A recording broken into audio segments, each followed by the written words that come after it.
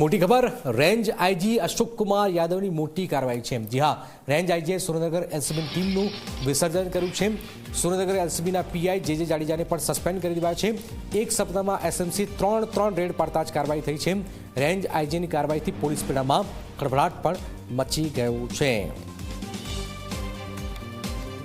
Range IG Ashok Kumar યાદવની મોટી કાર્યવાહી। Range IGA Surendranagar LCB ટીમનું વિસર્જન કર્યું છે। સુરેન્દ્રનગર એલસીબીના પીઆઈ જે જાડેજાને સસ્પેન્ડ કરી દેવાયા છે। એક સપ્તાહમાં એસએમસીએ ત્રણ રેડ પાડતા જ કાર્યવાહી છે। રેન્જ આઈજીથી કાર્યવાહીથી પોલીસ બેડામાં ખળભળાટ છે। ગૌરવ જોડાયા છે। ગૌરવ, પોલીસની મિલીભગત તો સામે આવે છે, પણ જે રીતે પોલીસ એલસીબીના પીઆઈ જે જાડેજાને સસ્પેન્ડ કરી દેવાયા છે અને આખી એલસીબીનું જ સુરેન્દ્રનગરમાં જે ટીમ છે એને વિસર્જન કરાયું છે, શું કારણ છે, શું વિગતો?